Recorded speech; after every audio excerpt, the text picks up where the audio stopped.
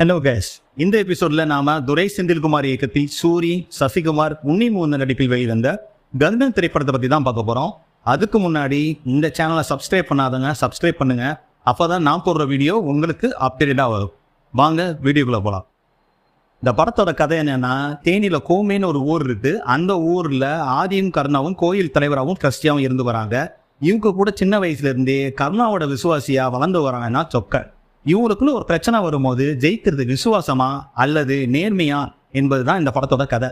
இந்த படத்தோட கதையை டைரக்டர் வெற்றிமாறன் எழுதியிருக்காரு. இவர் கதைக்கு திரைக்கதை வசனம் எழுதி டைரக்ட் பண்ணியிருக்காரு துரை செந்தில்குமார். இவர் இதுக்கு முன்னாடி சிவகார்த்திகேயனை வச்சு எதிர்நீச்சல் பாக்கி சட்ட படத்தை கொடுத்திருந்தாரு. அதுக்கப்புறம் தனுஷை வச்சு கொடியும் பட்டாஸ் படத்தை கொடுத்திருந்தாரு. இப்ப சூரிய வச்சு கருடன் கொடுத்திருக்காரு.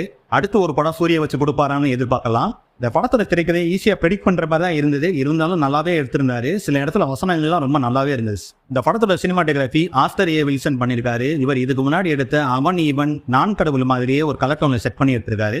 ரொம்ப அழகா இருந்துச்சு. திருவிழா காட்சிகள்லாம் ரொம்ப அழகா படமாக்கி இருந்தாரு. முக்கியமா சூரி, உன்னிமுகுந்தன், சசிகுமார் 3 பேரும் சேர்ந்து ஆத்தங்கரையில ஒரு சீன் எடுத்திருப்பாங்க. நைட் சீன்ல ரொம்ப நல்லாவே பண்ணியிருந்தாங்க. ஃபைட் சீக்வன்ஸ்லாம் சிங்கிள் ஷாட்ல எடுத்திருந்தாங்க. அதுவும் நல்லா இருந்துச்சு. கிளைமேக்ஸ்ல ஒரு ரெட் கலர் டோன்ல அழகா எடுத்திருந்தாங்க. உண்மையிலேயே இந்த படத்துக்கு பிளஸ் பாயிண்ட்னா அது சினிமாட்டோகிராஃபி தான் சொல்லலாம். யுவனோட மியூசிக்ல பாட்டெல்லாம் ஆல்ரெடி ஹிட்டு, பிஜிஎம் சொல்லவே தேவையில்லை. சினிமாட்டோகிராஃபி இந்த படத்துக்கு எப்படி பிளஸ் பாயிண்டா இருந்துச்சோ அதே மாதிரி யுவனோட பிஜிஎமும் இந்த படத்துக்கு பக்கபலமா இருந்துச்சுன்னு சொல்லுவாங்க. குறிப்பா இன்டர்வல் சீன், கிளைமேக்ஸ் சீன்லாம் மனுஷன் பின்னி பெடல் எடுத்துட்டாரு. அப்புறம் என்னப்பா யுவன் கம்பேக்னு சொல்லிடலாமா? யுவன் கம்பேக்லாம் சொல்ல தேவையில்லை. யுவன் ஆல்ரெடி ஃபார்ம்ல தான் இருக்காரு. யுவன் மியூசிக்காவே இந்த படத்தை கண்டிப்பா ஒரு தடவை பார்க்கலாம். இந்த படத்தோட எடிட்டிங் பிரதீப் ஹீரோவா பண்ணியிருக்காரு. படம் 2 மணி நேரம் 14 நிமிஷம் ஓடுது. படத்தோட பிளஸ் பாயிண்டே எடிட்டிங் சொல்லலாம். ஃபர்ஸ்ட் ஹாஃப்லாம் போனதே தெரியல, அவளை கிறிஸ்பா கட் பண்ணியிருந்தாரு. செகண்ட் ஹாஃப் எப்படி இருக்கும்னு நினைச்சு போனா ஃபர்ஸ்ட் ஹாஃப் மாதிரி தான் செகண்ட் ஹாஃப் இருந்துச்சு. படத்தோட பிளஸ் பாயிண்டே எடிட்டிங் சொல்லலாம். ரொம்ப கிறிஸ்பா கட் பண்ணி வச்சிருக்கு. இந்த படத்தோட ஸ்டண்ட் சீக்வன்ஸ் மகேஷ் மேத்யூ பண்ணியிருக்காரு. ஸ்டண்ட்ஸ் எல்லாம் பக்காவா இருந்தது. லாஜிக்கே இல்லைனாலும் விசுவலா பாக்குறதுக்கு ரொம்ப நல்லாவே இருந்தது. இந்த படத்துல காஸ்டிங் எல்லாம் பக்காவா பண்ணியிருந்தாங்க. குறிப்பா சொப்பன் கேரக்டர்ல சூரிய நடிச்சிருந்தாரு. காமெடி ஆக்டரா கரியரை ஸ்டார்ட் பண்ணி விடுதலை படத்துல ஹீரோவா ஒரு சக்தியான பெர்ஃபார்மன்ஸ் கொடுத்திருப்பாரு. இந்த படத்துல ஒரு ஆக்ரோஷமான ஒரு நடிப்பை நடிச்சிருக்காருன்னே சொல்லலாம். இவர் பெர்ஃபார்ம் பண்றதுக்காகவே இந்த படத்தை எடுத்திருக்காங்கன்னு சொல்லலாம். குறிப்பா இன்டர்வல் சீன்ல அருள் சாமியாத சீன் ஒன்று வரும். அந்த சீன்ல காந்தார படம் மாதிரி எங்கே பண்ணிடுவாருன்னு நம்ம பயப்படும் போது நம்ம ஊர்ல எப்படி சாமியாடுவாங்களோ அதே மாதிரி தான் சாமி ஆடிட்டாரு. உண்மையிலே அந்த சீன்ல மிரட்டி விட்டுட்டாரு. தியேட்டர்ல அப்ளாஸ் பறக்குது இந்த சீனுக்கு. சில இடத்துல லென்த்தியான டைலாக் சொல்ல வேண்டியிருந்துச்சு. அதெல்லாம் ரொம்ப நல்லாவே பண்ணியிருந்தாரு சூரியோட நடிப்புக்காகவே இந்த படத்தை பார்க்கலாம். ஆதி கேரக்டர்ல சசிகுமார் நடிச்சிருக்காரு. ஃப்ரெண்ட்ஷிப் கேரக்டருக்கு இவரை குத்தைக்கு விட்டாங்களோ எவ்வளோ தெரியல. குத்துனது நண்பனா இருந்தாலும் வெளியே சொல்லக்கூடாதுன்னு சொன்னவரை இந்த படத்துல சொல்ல முடியாதபடி பண்ணிவிட்டாங்க. இருந்தாலும் நட்புக்காக இந்த கேரக்டர் நடிச்சு கொடுத்துருக்காரு. நல்லாவே நடிச்சிருந்தாரு சசிகுமார். கருணா கேரக்டர்ல உன்னிமுகுந்தன் நடிச்சிருக்காரு. ஒரு மாதிரி நெகட்டிவான கேரக்டர். சட்டிலான பெர்ஃபார்மன்ஸ் கொடுத்திருந்தாலும் பெரிய அளவு இம்பாக்ட் கொடுக்குது இவரோட ஆக்டிங்.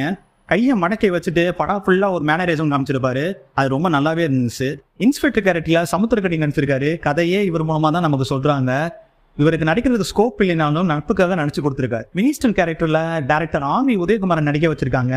இவருக்கு நடிக்கிறது ஸ்கோப் இல்லைனாலும் கொடுத்த கேரக்டரை நல்லாவே பண்ணியிருந்தாரு. படத்துல ரோஷினி, பிரிகிதா, சிவாதா, ரேவதி சர்மா நடிச்சிருக்காங்க. அவங்களுக்கு கொடுத்த கேரக்டர் நல்லாவே பண்ணியிருந்தாங்க.